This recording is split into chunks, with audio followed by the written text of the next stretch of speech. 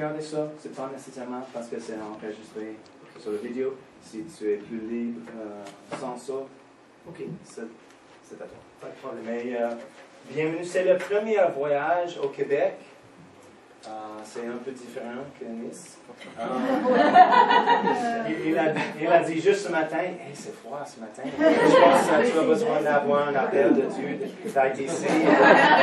C'est pas froid ce matin, c'est comme printemps, c'est merveilleux. Quel petit ajustement. C'est une chose de visiter, mais c'est une autre chose de ménager et d'habiter ici. Donc, merci d'être venu pour Liberté ce matin. Merci beaucoup, Pasteur Cool. C'est vraiment un honneur et un privilège d'être ici au Québec pour la première fois. Donc la francophonie est bien représentée parce que nous avons nos amis qui viennent de notre église, Victoire Saint-Chrétien, Aurore et Rich, qui sont là, qui sont venus habiter parmi nous. Et puis donc moi je suis originaire de la Suisse. Donc mon français risque d'être encore un petit peu différent que le français québécois et que le français français. Donc si jamais vous ne comprenez pas un mot que je vais dire, vous m'interrompez et puis on va essayer de trouver le mot qui rejoint toute la francophonie, n'est-ce pas? Donc tu veux saluer l'église de notre part, de la part de l'église? Donc bonjour à tous. On suit un peu votre croissance depuis le début parce que ça fait pas mal d'années maintenant qu'on connaît les pasteurs Daniel et Cindy Cool. Et donc mes parents sont venus, ils vous embrassent bien fort. Ils sont en Suisse ce week-end. Mais c'est vrai qu'on a vu les photos donc, quand l'église a commencé donc dans votre maison. Et ensuite, la dernière fois qu'ils sont venus, je pense que c'était dans une école. Oui. Voilà, dans un collège. Donc, on a vu les photos et ça fait tellement plaisir maintenant de vous voir, de vivre visage, en fait. Et vous entendre de vive voix. Et notre église aussi vous salue, on prie pour vous. Et sachez que c'est pas des petites œuvres ici et là, éparpillées et distantes les uns des autres, mais on est une famille. Donc, c'est vrai qu'il y a aussi les écoles REMA, parce qu'on a un centre aussi à Nice qui nous lie. Et les étudiants en Nice prient pour les étudiants de REMA Québec, mais on prie aussi pour votre église. Et notre église a tellement aimé Pasteur Daniel lorsqu'il est venu. Il nous a amené dans un super temps de louange, apporté une parole dynamique. Et on est des frères et sœurs. Donc peut-être qu'on est un peu loin, peut-être séparés par les degrés de température. Mais à part ça, le cœur, c'est le même. C'est de voir le royaume de Dieu venir s'établir ici sur terre, de voir des multitudes de gens venir au salut, s'ajouter aux églises locales, trouver leur place et s'épanouir. C'est ça le désir, c'est notre désir aussi pour chaque croyant qui puisse grandir spirituellement et trouver sa place. Et pour votre église aussi, que chacun de vous puisse trouver votre place ici et que l'église puisse avoir un impact sur toute la ville de Québec. Donc soyez bénis, que plaisir de vous discuter un peu avec vous à la fin. Et je laisse la parole à mon mari qui va vous apporter une parole à propos.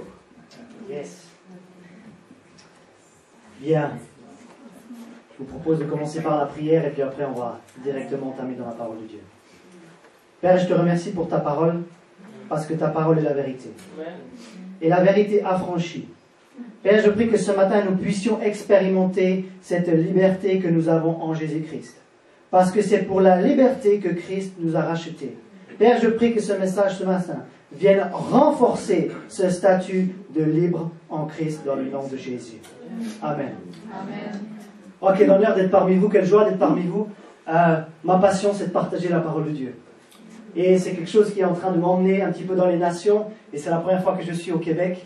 Et j'ai un message aujourd'hui qui est simple, mais qui n'est pas facile. Combien vous savez qu'il y a une différence entre la simplicité de quelque chose et la facilité de quelque chose? Donc quelque chose peut être simple, mais ça ne veut pas dire qu'il est facile. Ce que je vais vous partager, c'est quelque chose de simple à comprendre avec l'intelligence, mais ce n'est pas facile à appliquer dans notre vie de tous les jours. Donc la simplicité ne veut pas toujours dire la facilité. Et ma femme, moi je ne joue pas à ce jeu, mais ma femme elle joue au Sudoku. Je ne sais pas si vous faites ça. Les règles du jeu sont très simples. Il suffit de mettre des numéros entre 1 et 9 dans les cases. Mais certaines fois, le niveau de difficulté n'est pas facile. Donc les règles sont simples, mais le jeu n'est pas toujours facile. Et si on fait un parallèle avec la parole de Dieu, avec les choses spirituelles, nous pouvons comprendre. Il est simple de comprendre qu'il faut appliquer la parole de Dieu. Jacques nous dit qu'il ne faut pas se borner à l'écouter, mais il faut la mettre en pratique. C'est simple de le comprendre avec notre intelligence, mais ce n'est pas facile de l'appliquer. C'est simple de comprendre qu'il faut pardonner, mais ce n'est pas toujours facile de pardonner, n'est-ce pas? Donc dans les réalités spirituelles, nous voyons aussi cette différence entre la simplicité et la facilité. Et dans le domaine de l'inquiétude, la Bible nous dit ne vous inquiétez de rien. Mais c'est facile à comprendre. Mais est-ce que dans notre vie de tous les jours, est-ce que c'est facile à appliquer ne vous inquiétez de rien? Et vous allez voir que mon message est lié avec ce thème de l'inquiétude. Et ce message s'intitule comme ceci. Médite la promesse, pas le problème. Médite la promesse de Dieu, médite ce qu'il a écrit dans sa parole, médite ce qui t'appartient ici et pas le problème. Et nous allons voir qu'il y a une différence entre méditer la promesse ou méditer les promesses de Dieu dans notre vie et entre méditer le problème. Ça ne produit pas du tout le même fruit dans notre vie. Et nous allons voir la différence lorsqu'on médite la promesse de Dieu. Qu'est-ce que ça provoque dans nos vies? Et lorsqu'on médite le problème, qu'est-ce que ça provoque dans nos vies? Simple, médite la promesse. Pas le problème, mais pas facile. Et j'aimerais rendre témoignage ce matin. Vous savez que la Bible dit que nous l'avons vaincu par le sang de l'agneau et par la parole de notre témoignage. Et en début d'année 2013 est parti très fort pour moi. Le 3 janvier, j'ai eu l'occasion de prier avec mon petit frère pour qu'il accepte le Seigneur Jésus dans sa vie. Ça faisait plus de 20 ans qu'on croyait pour son salut. Mais cette année, la promesse est arrivée. Et ça, c'est bon. Mais vous savez quoi? Le 3 janvier, c'est arrivé. Mais le 1er janvier, nous avons eu un souper. On dit aussi comme ça au Québec, j'aime bien. En français, ils disent dîner le soir. Nous, en Suisse, on dit souper. Au Québec, on dit souper. Et nous étions en train de souper et je voyais mon petit frère qui était en train, ce que j'appelle, de broyer du noir. Il n'était pas bien. Je le voyais qu'il n'allait pas bien. Je voyais qu'il n'était pas dans une situation confortable. Ça, c'était le 1er janvier. Et le 3 janvier, je l'ai vu accepter le Seigneur. Donc, vous pouvez vous concentrer sur le problème. Vous pouvez vous concentrer sur ce que vous voyez actuellement dans votre vie. Vous pouvez vous focaliser sur le problème. Mais moi, je suis simplement vous dire de vous focaliser sur la promesse. La Bible dit, lorsque tu te focalises sur le problème, tu es en train de te focaliser sur ce que tu vois. Mais lorsque tu te focalises ou tu médites la promesse, tu es en train de te focaliser sur ce que tu crois. Et la Bible nous a jamais dit de marcher par la vue. 2 Corinthiens 5,7 nous dit, ne marche pas par la vue, marche par la foi. Donc j'aurais pu rester et méditer la situation de mon petit frère en train de le voir pas bien, en train de le voir mal. Ou alors j'aurais pu méditer la promesse pour sa vie. Et 2 jours plus tard, ma mère dit, va parler à ton petit frère, il va pas bien. Va lui parler de Dieu. Et j'ai commencé à lui parler de Dieu et des projets de Dieu pour sa vie. Il a accepté le Seigneur. Et aujourd'hui, 1 mois plus tard, après son salut, il est à l'école de disciples. Amen. Il est en train de devenir un disciple du Seigneur. Et il va partir en Chine dans quelques mois. Vous voyez que ça va vite. Quand c'est le temps de Dieu, c'est le temps de Dieu. Méditez la promesse.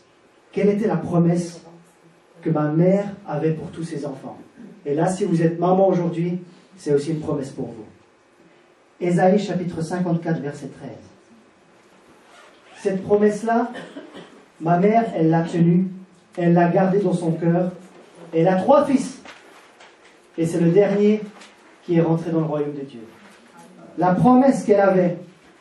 Tous tes fils seront disciples de l'Éternel, et grande sera la prospérité de tes fils. Ça, si vous êtes parents et vous avez des enfants, ça c'est une promesse qui vous appartient. Elle n'appartient pas seulement à ma maman, elle vous appartient aussi. Mais vous voyez que nous pouvons soit nous focaliser sur ce que nous voyons, soit nous méditons le problème que nous sommes en train de vivre, soit nous méditons la parole de Dieu, soit nous méditons la promesse de Dieu. Et même lorsque vous voyez les choses qui ne devraient pas comme si elles devraient être, retournez dans la parole et retournez dans la promesse et méditez la promesse et pas le problème, et parce que ça va vous basculer dans le domaine de la foi. Je ne sais pas, ça c'est un exemple concernant ma vie, mais je suis sûr que ce que je suis en train de partager, le fait de méditer la promesse au lieu de méditer le problème, je sais forcément que ça rejoint un domaine de votre vie. Ça peut rejoindre un enfant. Vous êtes en train de croire pour un enfant pour qu'il vienne au Seigneur. Ça peut rejoindre un salut d'un bien-aimé, mais vous êtes en train de vous dire, lui, il n'y a aucun... C'est comme, je vois rien, comment est-ce qu'il va arriver au Seigneur? Mais vous savez quoi? Si Paul est arrivé au Seigneur, si Dieu a réussi à rejoindre Paul sur la route de Damas, de faire en sorte qu'il tombe, qu'il soit aveugle pendant plusieurs jours, moi je me dis, il y a de l'espoir pour tous les membres de ma famille. Amen. Donc là, vous pouvez vous focaliser sur, pour l'instant, ils sont tellement loin du Seigneur. Mais la Bible dit, crois au Seigneur Jésus et tu seras sauvé, toi et toute ta famille. Amen. Vous voyez, vous pouvez vous focaliser sur le problème, pour ce que vous voyez, ou vous pouvez vous focaliser sur la promesse, sur ce que vous croyez. Amen. Peut-être c'est dans le domaine des finances. Pour l'instant, ton problème, c'est dans le domaine des finances. Mais tu es plus en train de méditer ton problème des finances que la promesse de Dieu. Il est Jéhovah Jireh. Celui qui pourvoit. Il est le pourvoyeur. Il a promis de ne jamais nous abandonner. Alors, est-ce qu'on va méditer notre situation financière ou est-ce qu'on va méditer les promesses de la parole de Dieu? C'est peut-être pas les finances, mais c'est peut-être les factures. Tu as vu les factures qui se sont empilées. Et tu as dit, comment je vais faire maintenant? Et tu es en train de perdre des nuits de sommeil parce que tu mets ton attention sur ton problème au lieu de mettre ton attention sur la promesse. Peut-être c'est la santé. Vous n'avez pas de problème financier, mais vous avez un problème dans votre santé. Et la Bible nous dit, les promesses de Dieu dans Ésaïe 53, les promesses de Dieu dans 1 Pierre 2, 24, que par ses meurtrissures, nous avons été guéris. Amen. Alors, est-ce qu'on va focaliser sur le problème et tourner le problème dans tous les sens, ou est-ce qu'on va tourner dans la parole de Dieu et tourner la promesse dans tous les sens? Vous savez que méditer les problèmes, ça provoque quelque chose qu'on va voir plus tard, et méditer la promesse, ça provoque un autre résultat. Et peut-être c'est votre situation professionnelle. Vous savez qu'en France, il y a 25% de chômage pour les jeunes en dessous de 25 ans. Alors vous pouvez vous dire, pour moi, si j'ai moins de 25 ans, pour mes enfants, il n'y a pas. Le problème, c'est ça. Mais le problème de Dieu, c'est qu'il veut bénir le travail de tes mains. Il veut que tu travailles et que tu puisses pourvenir à tes besoins, aider ton église locale, aider le royaume de Dieu à avancer, aider quelqu'un qui est dans le besoin. Amen. Méditons les promesses de Dieu et pas le problème. Regardez ce que Dieu dit à Josué en Josué chapitre 1. Je suis en train de vous donner une recette du succès ce matin. Et de plus, vous allez gagner beaucoup de nuits de sommeil. Mais il faut être reposé, n'est-ce pas? Pour bien travailler. Est-ce que tout le monde comprend en français? Oh oui. On parle un peu plus lentement les Suisses, nous. On est un peu plus lent. Quand je prêche, paraît-il, j'accélère un peu. Josué chapitre 1. Est-ce que Dieu a demandé à Josué de méditer le problème ou est-ce qu'il lui a demandé de méditer la promesse? Josué chapitre 1, verset 6. Verset 6, nous voyons la promesse. Fortifie-toi, Dieu dit à Josué, et prends courage. Donc Josué était en train de reprendre le leadership du peuple d'Israël pour les emmener dans la terre promise. Fortifie-toi et prends courage, car c'est toi qui mettras ce peuple en possession du pays que j'ai juré, dit Dieu, à leur père de leur donner. Verset 7. Fortifie-toi seulement et aie bon courage en agissant fidèlement selon toute la loi que Moïse, mon serviteur, t'a prescrite. Ne t'en détourne ni à droite ni à gauche afin de réussir dans tout ce que tu entreprendras. Verset 8. Que ce livre de la loi ne s'éloigne point de ta bouche. Et là, c'est écrit quoi? Médite. Alors, est-ce qu'il a dit médite le problème? Non. Moïse est mort, médite. Tu n'es pas encore dans la terre promise, médite. Est-ce que c'était facile de prendre la terre promise? C'était une situation de conquête où Josué aurait pu méditer sur les conquêtes militaires qu'il fallait faire pour prendre les terres, conquérir le territoire du sud, pour remonter au territoire du nord. Josué aurait pu méditer tout ça. Il savait que ça n'allait pas être facile de prendre la terre promise, même si Dieu avait juré qu'elle allait leur appartenir. Mais Dieu ne lui dit pas ça. Dieu lui dit, ne médite pas sur le décès de Moïse, ne médite pas sur les défis que tu vas rencontrer. Il lui dit quoi? Médite jour et nuit pour agir fidèlement selon tout ce qui est écrit. Médite sur quoi? Médite sur le livre de la loi. Médite sur le fait que cette terre, je l'ai promise à toi et à tes pères. Quel sera le résultat de cette méditation? Car c'est alors que tu auras du succès. Succès, qui est intéressé par ce mot? Amen. D'accord. Je crois que c'est international ça. Car c'est alors que tu auras du succès dans tes entreprises, c'est alors que tu réussiras. Est-ce que vous avez envie d'avoir du succès? Est-ce que vous avez envie de réussir? La Bible nous dit, médite les promesses de Dieu et ne médite pas le problème dans ta vie. Et vous savez, moi je suis quelqu'un qui aime aller plus loin. J'aime comprendre les choses. Dieu a demandé à Josué de méditer le livre de la loi. Pour nous, c'est notre Bible aujourd'hui. Mais pourquoi il lui a demandé de faire ça? Pourquoi est-ce que Dieu dit « médite le livre de la loi » au lieu de méditer le problème? La réponse est la suivante. La méditation de la promesse produit la foi. La méditation de la promesse produit la foi. Vous connaissez ce verset? Ainsi, la foi vient de ce qu'on entend. Et ce qu'on entend vient de la parole de Dieu. C'est-à-dire que plus tu vas passer de temps à méditer la promesse, tu vas laisser le problème un moment. Laisse-le. Il ne t'apporte rien. Plus tu vas passer du temps à méditer les promesses de la parole de Dieu, plus cela va produire de la foi dans ton cœur. Et lorsque vous lisez Hébreux chapitre 11, vous voyez le Hall of Fame des héros de la foi. Vous voyez tous ceux qui ont fait des choses dans la Bible par la foi. En d'autres termes, la méditation de la promesse produit la foi dans ton cœur et ta foi produit des résultats. Mais alors si la méditation de la promesse produit la foi et la foi produit des résultats, qu'est-ce que fait la méditation du problème?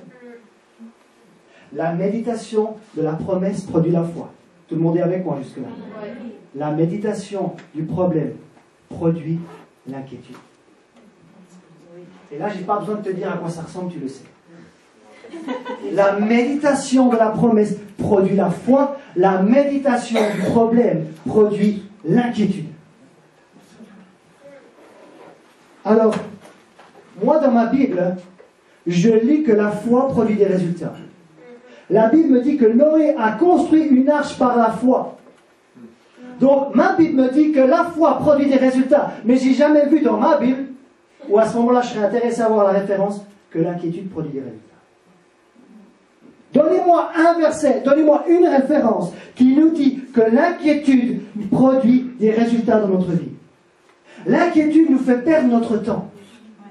Mais la source de l'inquiétude, c'est le problème qu'on est en train de méditer. Et moi, je vous dis que Jésus, c'est pas moi qui suis en train de dire, mais Jésus a dit que la foi et l'inquiétude ne font pas bon ménage. Matthieu chapitre 6. Et nous allons voir ce que le Seigneur est en train d'enseigner sur ces deux choses. Est-ce que vous êtes là? Oui. La méditation de la promesse, Matthieu 6. La méditation de la promesse produit la foi et la foi produit des résultats. La méditation des problèmes produit l'inquiétude qui est stérile. L'inquiétude ne produit rien, à part des nuits blanches. On dit ça ici, des nuits blanches? Okay. Matthieu chapitre 6, verset 28. Et nous allons voir ce que le Maître, ce que Jésus notre Seigneur nous enseigne sur ces deux choses, sur la foi et sur l'inquiétude. Verset 28. Et pourquoi vous inquiétez au sujet du vêtement? Là, on voit l'inquiétude, n'est-ce pas? On finit la lecture.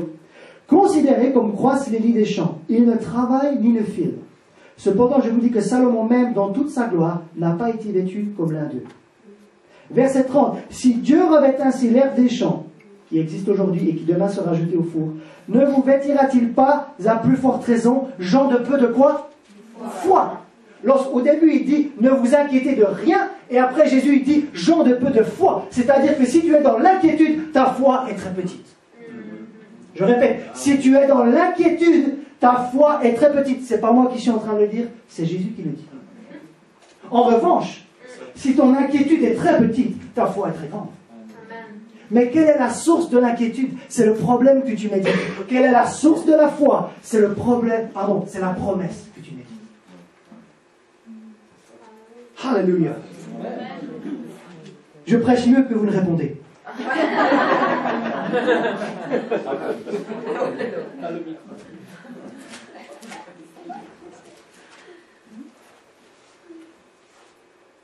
La méditation du problème produit l'inquiétude.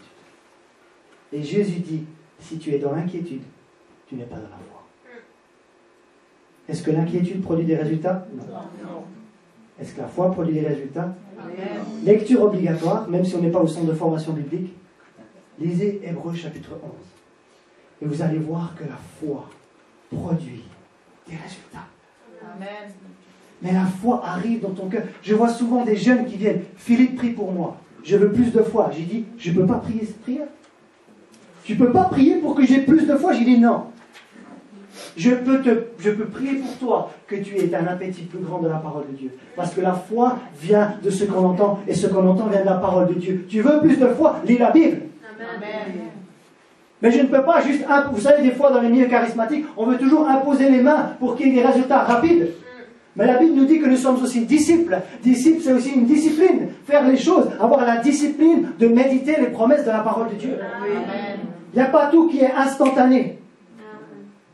J'ai vu aujourd'hui qu'on pouvait aller chercher le petit-déj, et ici, vous appelez ça le service au volant. C'est tout rapide. Vous restez dans la voiture, vous pouvez prendre... C'est tout rapide. Mais certaines fois, il y a des choses qui prennent du temps. Et les bonnes choses prennent du temps.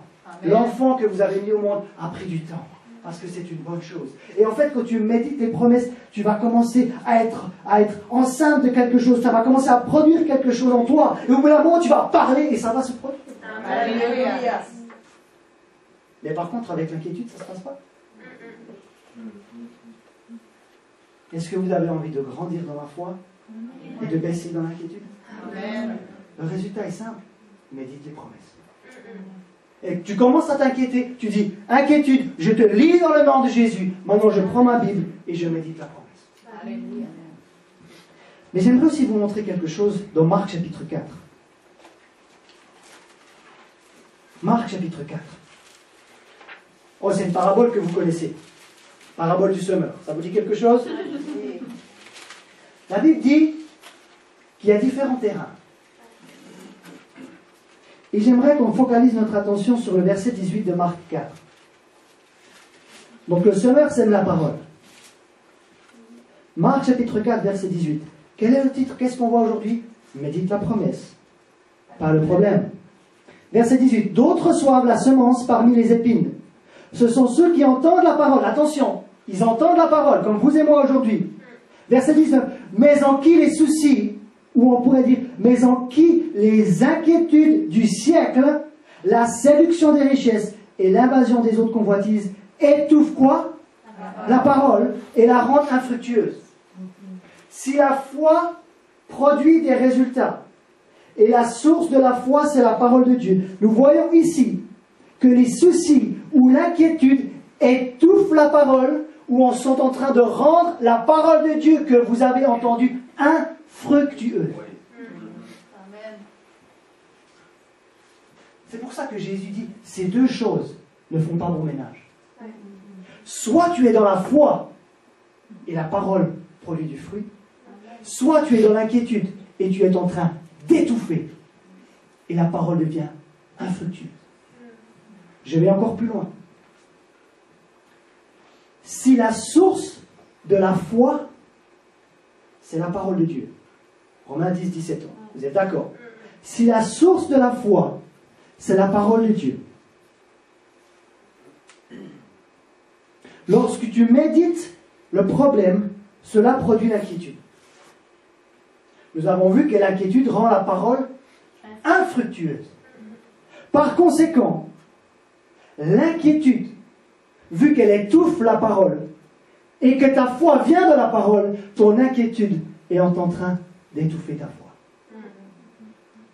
Vu que la parole, je répète, vu que la parole est la source de ta foi, et que l'inquiétude étouffe la parole, elle est en train d'étouffer ta foi. Et comme on l'a vu, c'est l'inquiétude, ce n'est pas l'inquiétude qui produit des résultats, c'est ta foi.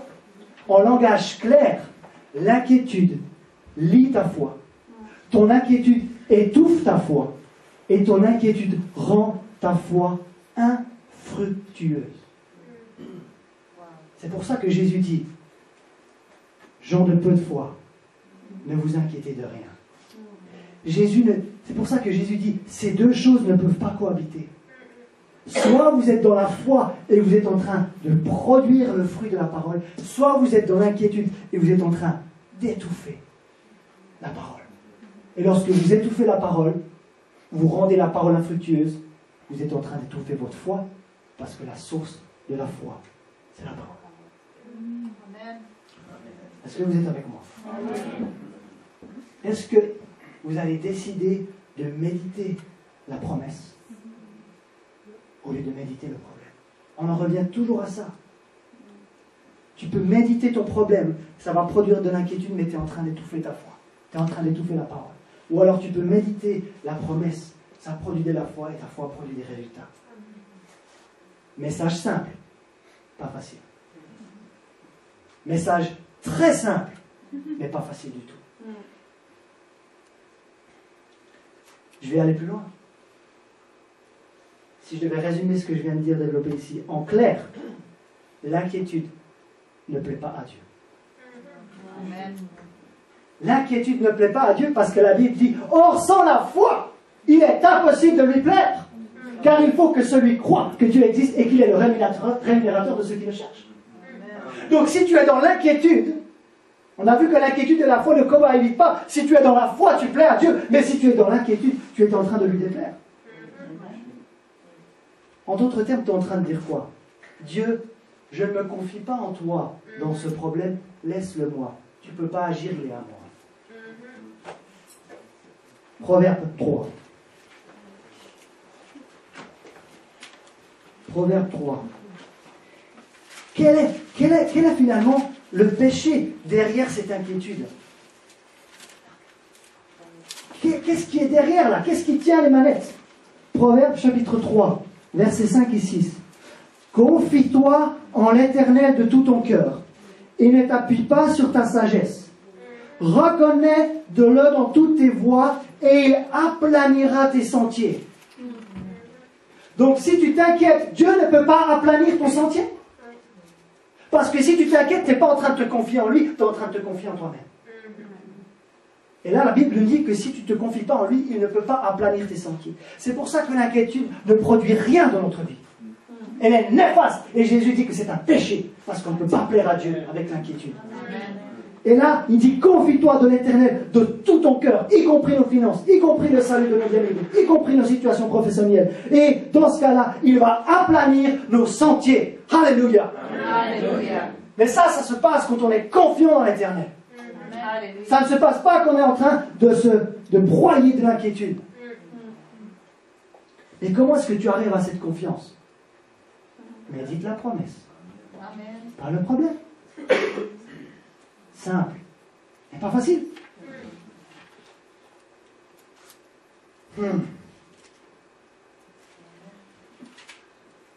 Est-ce que c'est clair ce que je suis en train de parler? Ça a du sens? D'accord. Vous savez, pour nous réconforter un petit peu, il y a un homme de la Bible. D'abord, il a médité le problème. Puis après, il s'est dit, ça n'apporte pas grand-chose. Je vais méditer la promesse. Cet homme, c'est Abraham. Abraham a d'abord médité le problème. Pourtant, Dieu lui avait fait une promesse. Il lui avait dit, je le donnerai à toi et à ta postérité pour toujours, en parlant d'un pays. Dieu avait fait une promesse à Abraham, non seulement de lui donner un territoire, mais de lui donner une descendance. Ça, c'était la promesse que Dieu avait faite à Abraham. Par contre, au début, Abraham s'est focalisé sur le problème. Oui, Dieu, je comprends la promesse que tu m'as faite, mais tu ne sembles pas voir le problème qu'il y a ici. Moi, je suis âgé en âge, ma femme est âgée en âge, et du coup, comment ça va se produire? Et du coup, Abraham, au lieu de focaliser son attention sur la promesse, a commencé à méditer sur le problème, que sa femme était stérile et que lui était avancé en âge. Qu'est-ce que cela a produit dans la vie d'Abraham? Quel a été le résultat de la méditation de ce problème? Est-ce que quelqu'un peut me dire? Voilà.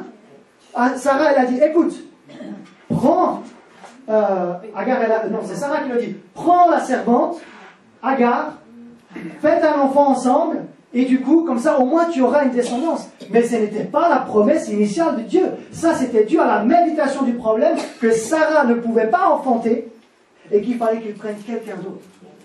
Mais Dieu avait dit que ça serait par Sarah et Abraham, et que le fils de la promesse serait né d'eux. Donc lorsque Abraham a médité le problème, ils ont enfanté quelque chose qui n'était pas la volonté parfaite de Dieu.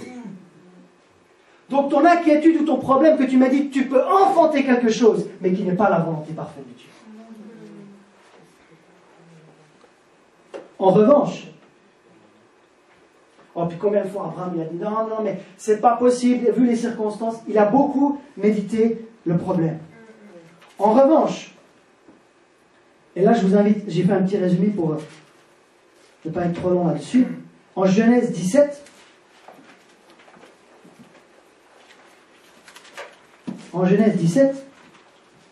donc, Dieu fait une promesse, point 1. Point 2, Abraham médite le problème au lieu de méditer la promesse. Résultat, Agar, il fait un enfant avec Agar, Ismaël est né.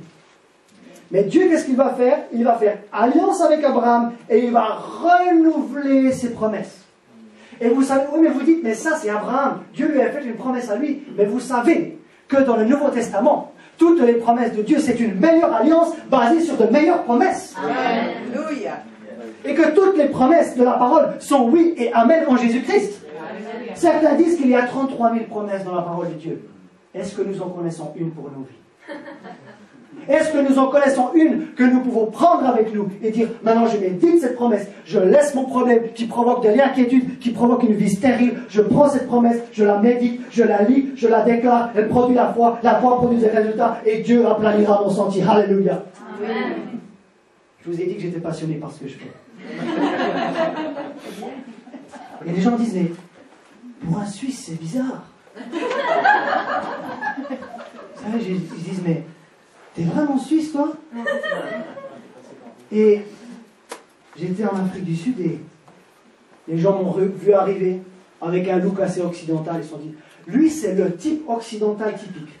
J'avais une planche de surf, un skateboard, une casquette. Ils se sont dit, les Africains, ils se sont dit, mais le cliché du type occidental. Après 6 mois en compagnie des Africains, ils m'ont dit, Philippe, t'es pas un occidental, toi. T'es un Africain. Tu danses comme nous, tu prêches comme nous, et en plus tu es en retard comme nous.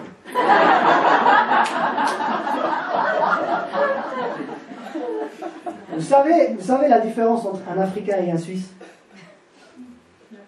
En Suisse, on a les montres. En Afrique, ils ont le temps. C'était une petite parenthèse. Mais je suis quelqu'un qui m'acclimate facilement à l'endroit où je vais. Donc tout d'un coup, je vais sortir des mots québécois, vous serez surpris aussi. Voilà. Est-ce que vous avez bien stationné votre char? C'est bon?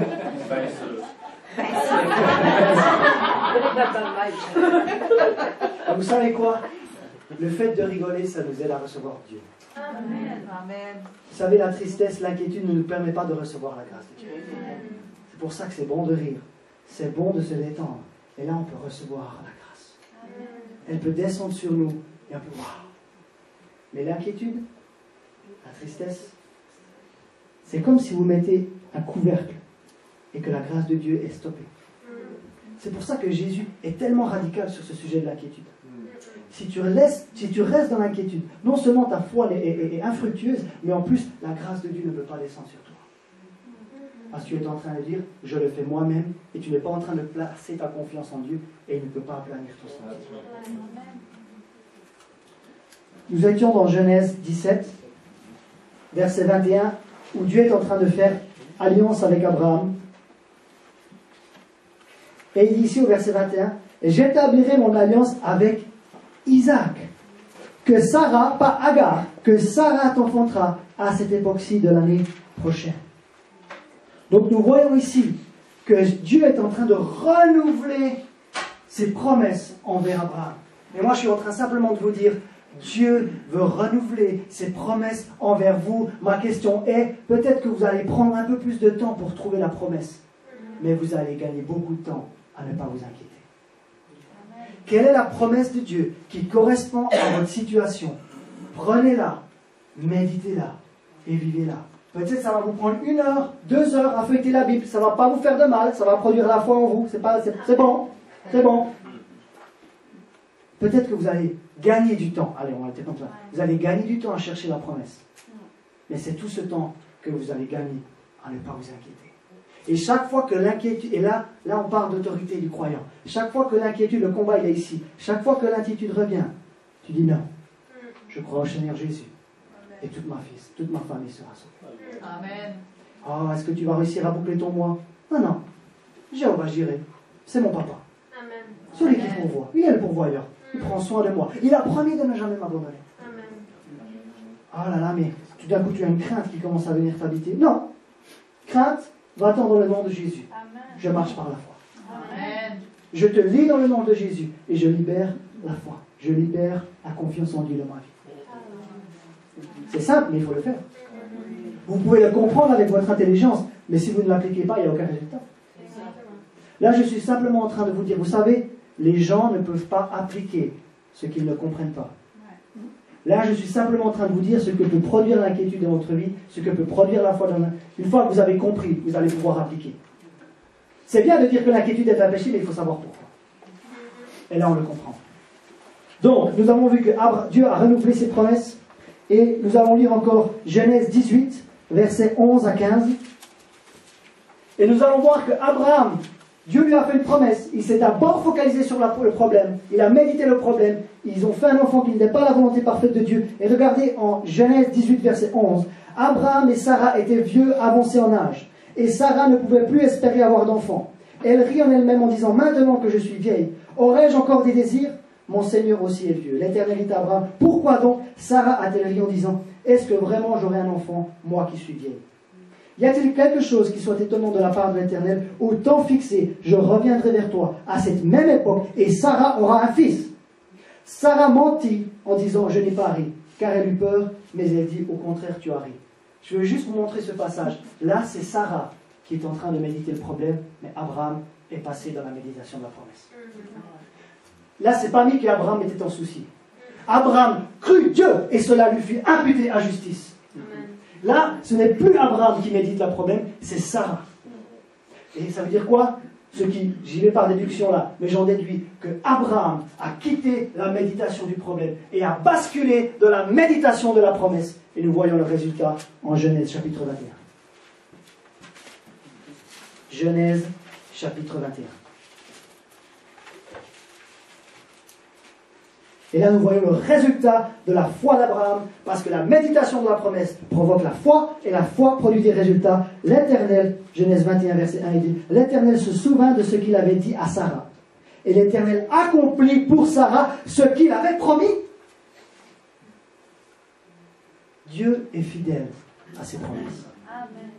Et la foi, c'est quoi? C'est simplement croire que Dieu est fidèle à ses promesses. Amen. Tout simplement. Sarah devint enceinte et elle enfanta un fils, Abraham, verset 2, dans sa vieillesse, au temps fixé dont Dieu lui avait parlé. Dieu n'est jamais en retard. Dieu n'est jamais en retard. Vous savez, en grec, il y a le mot qu'on utilise, kairos, le temps parfait de Dieu. Le temps de Dieu est arrivé. Le temps de Dieu est arrivé pour mon petit frère. C'était fini de méditer les problèmes. Maintenant, nous avons médité la promesse. Nous avons vu la promesse. Elle est en train de s'accomplir. Il est en train de devenir un disciple de l'Éternel. Et il va partir annoncer la bonne nouvelle en Chine. Alléluia. Alors moi, je vous pose une question. Au vu de ce qu'on a vu aujourd'hui, est-ce qu'on va rester campé sur nos positions de méditer nos problèmes? Ou alors nous allons commencer à chercher dans cette Bible les promesses et commencer à méditer ces promesses? Alléluia. Parce que celui qui a fait les promesses est fidèle. Alléluia. S'il t'a donné une promesse dans ton cœur, il est fidèle pour qu'elle arrive à son accomplissement. Ma mère a cru cette promesse. Tous tes fils, Sonia, seront disciples de l'Éternel et grande sera leur prospérité.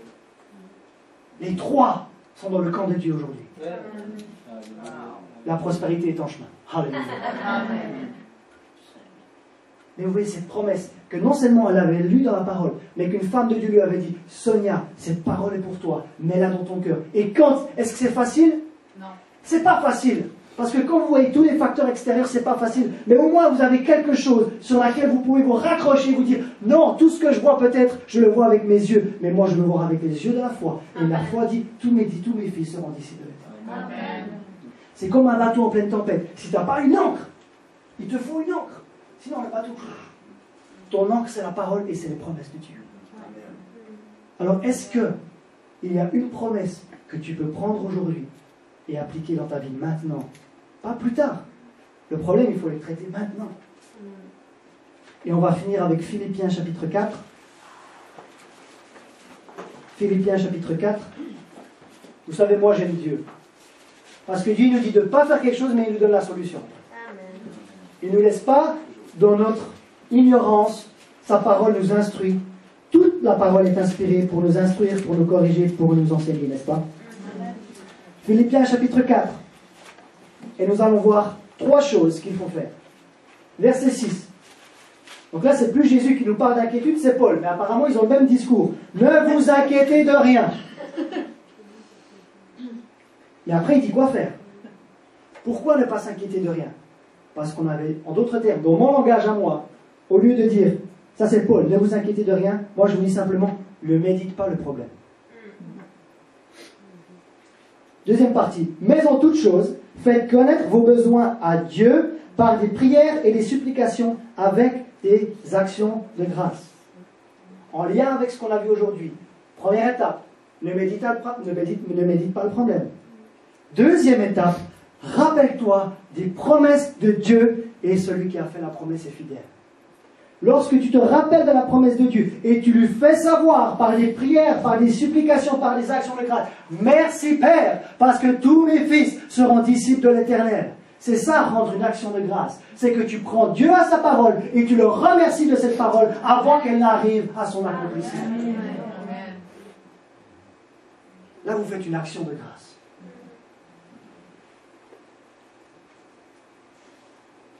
Et troisième chose, verset 7. Et la paix de Dieu. Ça vous intéresse? Amen. Et la paix de Dieu. On a besoin de la paix. Qui surpasse toute intelligence. Gardera vos cœurs et vos pensées en Jésus-Christ. Alléluia.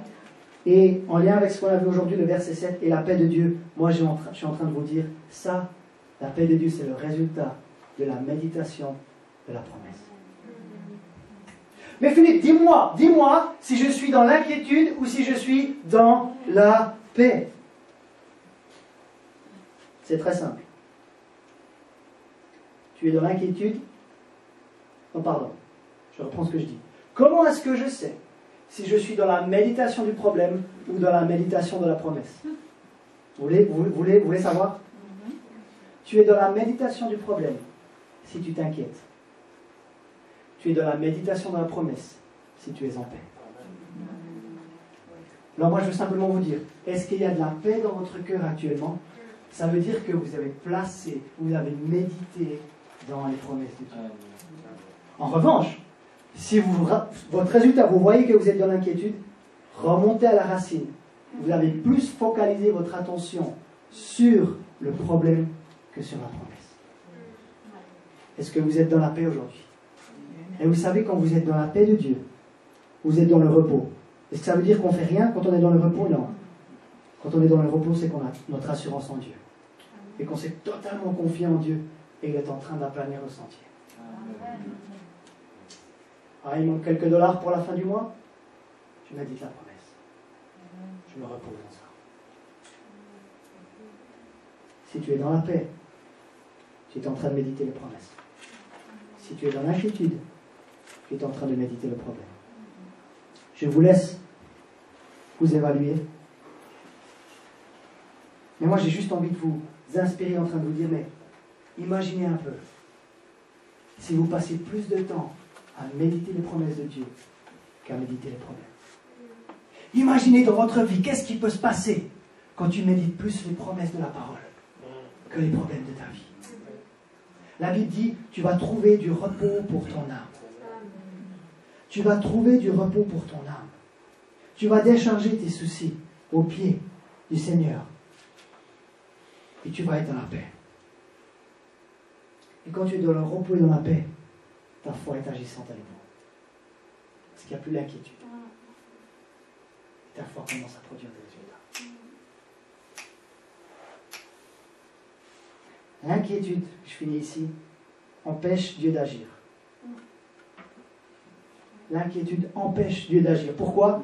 Parce que tu es en train de dire, intrinsèquement, de façon cachée, je ne te fais pas confiance. Du coup, il ne peut pas aplanir tes sentiments.